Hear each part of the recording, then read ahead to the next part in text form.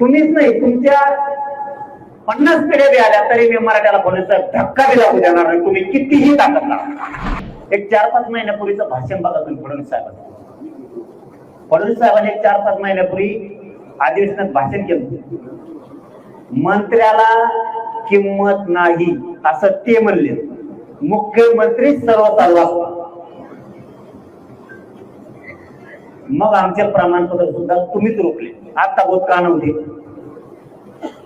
भाग दुसरा, पहिला अगोदर क्लिअर करू की हैदराबादचं गॅझेटियरचा JR काढला, त्याची अंमलबजावणी पण सरकारने केली. त्याचं कारण असं की सरकारनं एक जाहीर स्टेटमेंट केलंय, 308 कुणबी प्रमाणपत्र गॅझेटियर प्रमाणे निघाले. याचा अर्थ हैदराबादचा JR लागू झाला, अंमलबजावणी झाली. त्याचा अर्थ असा आहे. पण तिथून पुढचे प्रमाणपत्र का दिले नाही?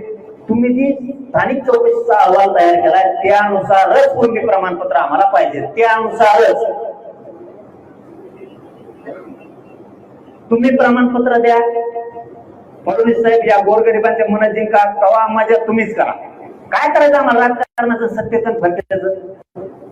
मला नाही आवडीचे, माझ्या समाजाला पण नाही, पण आमचे लेकरं नाही म्हणून देऊ शकत. आणि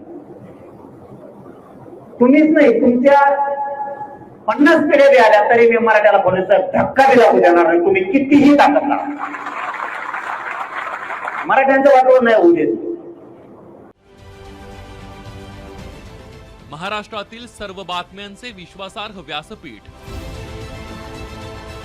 सकाळच्या सर्व सोशल मीडिया प्लॅटफॉर्मला लाईक, फॉलो आणि सबस्क्राईब करा. तसंच सर्व नोटिफिकेशनसाठी बेल आयकॉन प्रेस करायला विसरू नका.